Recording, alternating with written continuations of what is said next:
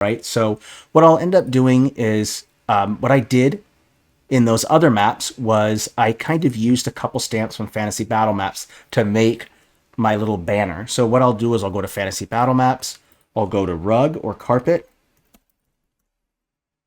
and I used these right here. I think purple is the right color to go with, and I'll make it big at first.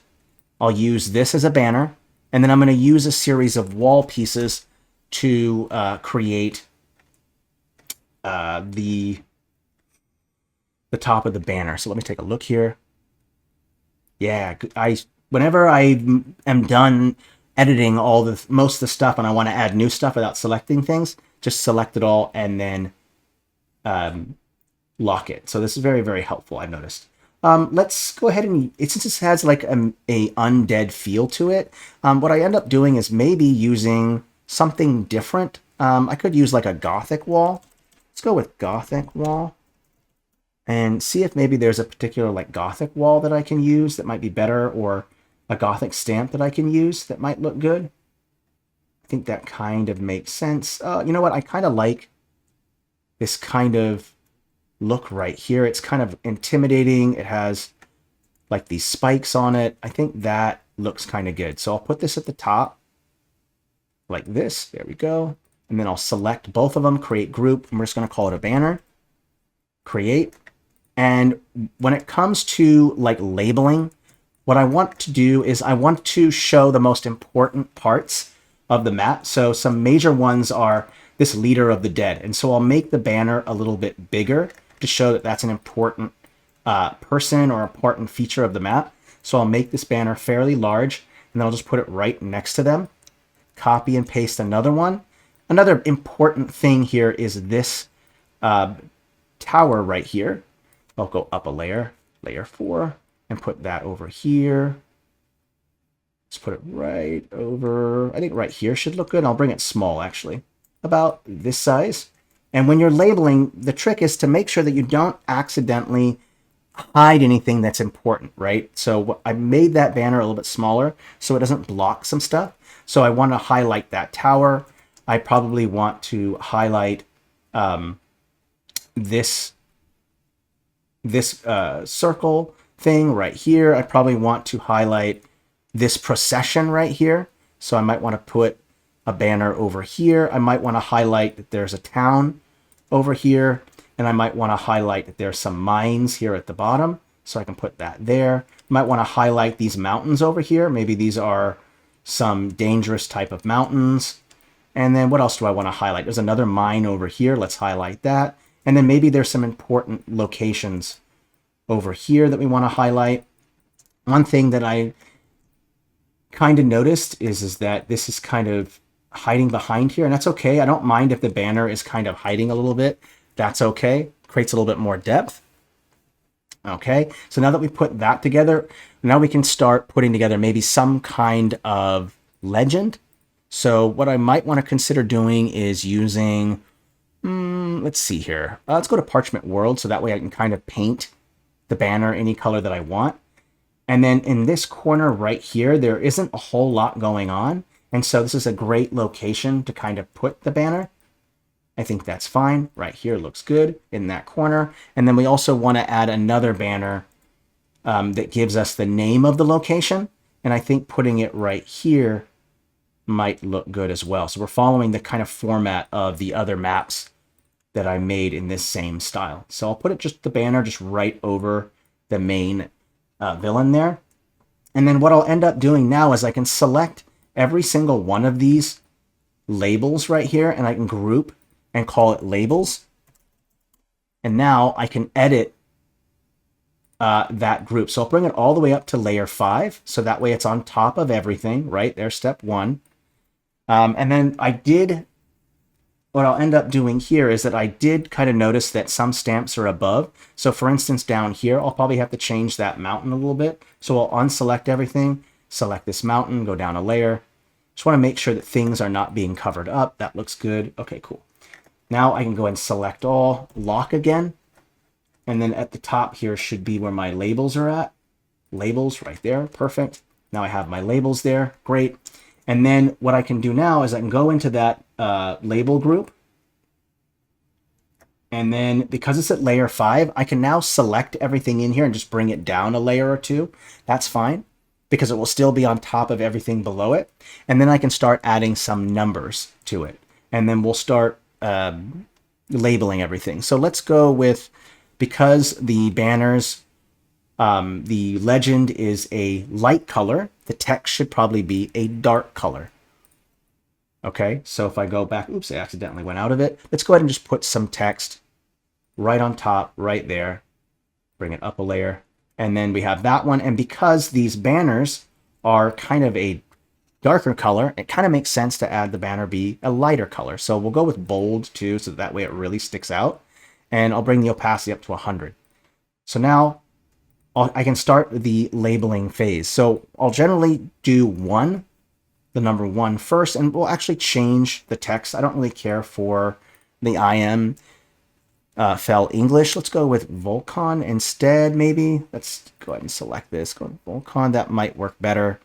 It really just depends. I want to make sure that the numbers show. You notice that when I add fell, it kind of looks like an I, and I don't like that. So I want to make sure that the numbers really show. So let's go with Alamendra. We'll make sure that it's set to bold. There we go. And then what I'll do is I have to keep looking for the labels and scrolling. So I'll just unlock it so that way I can always just select it. And then I'll have to change the scale like this, bring it up 1, bring the scale up. So that way it's there. And then generally what I'll end up doing is I'll start with what I want to be the most important thing. And because the leader is kind of like the head of the place, I'll start with that, and I'll copy and paste. Oopsie, not that. The number. And in fact, I'll just go over to the select options. I'm going to click the all, and that way nothing is selected. And that way I can press text. And this way I'll only select text. This is a great way to do labeling without having to accidentally select the banner or whatever. Very helpful. So I'll go with 1, and then I'll go with 2. And these are going to be a little bit smaller, right? Because these are the smaller banners. And we'll just copy and paste each one of these and just add our numbers in. Now, when you're adding in the numbers, there should generally be a flow. And by flow, I mean don't have like a 2 being way off in the corner while the 1 is off in the other corner. So one way to make this easier for people to follow is to follow a particular method. So if I have 1 like this, then I probably want to have it to where there's 1, 2, 3, 4, 5, 6, 7, 8, and it kind of all connects. So that way when your viewers are looking at each banner, they're following it in like a pathway. And that way their eyes not jutting all over the place from 1 over to 2 over to 3. There's some level of where the eye can follow the banners as they go. I find that to be particularly helpful when I'm doing something. So I'll go ahead and do that. So let's go ahead and 4, we'll add 5. And what we're doing is we're kind of going in a counterclockwise direction, which I think kind of makes sense. In my mind, it's the city of the dead, so it's going to be confusing and disorienting. So going clockwise, I think fits well with the theme. And we have specifically 9 locations. So now that we have those 9 locations, I can start setting up the text for it. So what I end up doing is if I have a long form of text that I want to set up, I'll select the text, and then I'll go over here to this corner, and I'll drag down the text field so that way I can more easily see the text that I'm working with instead of scrolling up and down constantly. So grab that little corner, bring it down like this, and now you can truly see that search field much, much better. So what I'll do now is I want to change the scale so there's enough room to fit all 9 things, and I'm going to change the orientation. Instead of being centered, I want it to align to the left. So now I can go in and I can get started. So let's start with adding in just the title of it, which is a legend. And I can make this a little bit bigger. So I'll make that nice and large like this, legend, right there. And then I can go ahead and with the smaller text and start putting in my numbers. So we'll go with 1. And I don't know what you guys want to call this. Gary the Ghoul. I think that's kind of cool. Or Soul King or Gary, Lord of Souls. We could go with that. Let's go with Gary the Ghoul, Lord of Souls, or something like that. Gary, Lord of Souls. Let's do that. I think that's kind of fun.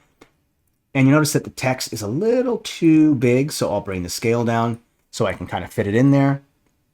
So Gary, Lord of Souls, that's our first one. We have our two. In fact, I might even get rid of the Gary because it's too much text, actually. One thing that I kind of notice is that I want to be able to see the legend when I'm zoomed out. If the text is too small, you have to zoom in a lot to see the text, and that can be kind of annoying. So what I'll do is I'll make them a little bit shorter, but I do like Gary. I think that's fun. Let's go with the second one, which is right here. And this section right here could be like, it could be like the priests of something. It could be like undead. Let's see here what I want to go with. Peak fiction. I love it. Let's call these this number 2. Let's call this the church or damned church. Let's call it that. Damned church. Go with that. You see, I'm running out of room. Woo-hoo-hoo.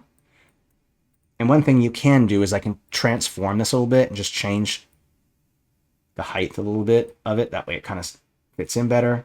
Cool. And I want to make sure that I only have text selected. There we go. Okay. Now we can move on to the next stuff. Well, number 3, that's going to be a mine. So we'll call that 3 mines.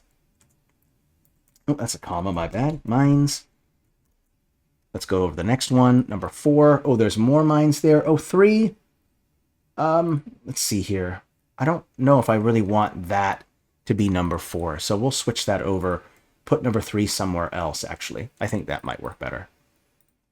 Let's go ahead and select this and this right here. And we'll move number 3 to somewhere else. I just don't care for where that is. Let's maybe put it right here. And then we'll put something maybe down there. I think maybe a ruin might be a good choice. There we go. We'll put a ruin down there. That looks good. And we'll call that...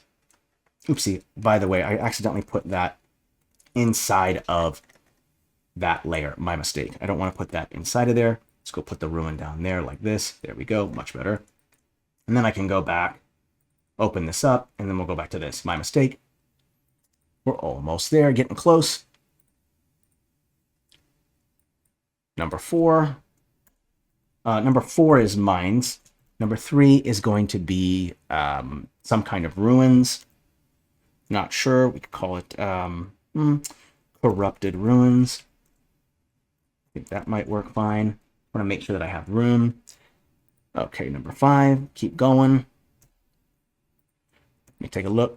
5 is our unholy procession, or the procession. Oopsie, procession, my bad.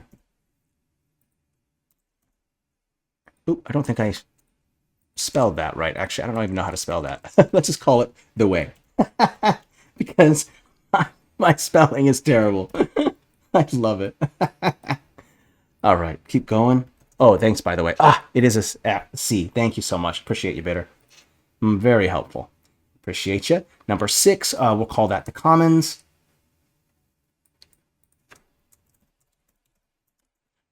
Okay, number 7. That's going to be the circle, so we could call that the summon circle. And then we have number 8. That's going to be fortress. It's going to be the fortress. And then number 9 is we'll call these the jagged mountains or hills. I think either one works fine. And then we'll go ahead and fit it right in here like this. There we go. And then you have that. So I think there's one more label to do, and that's the name of it at the bottom. So we'll go ahead and select that real quick. Give it the name. And we're going to call it City of the Dead. There we go. We'll bring the size up, and we'll also do a little bit of curvature. There we go, right here like this. There we go. City of the Dead. Okay.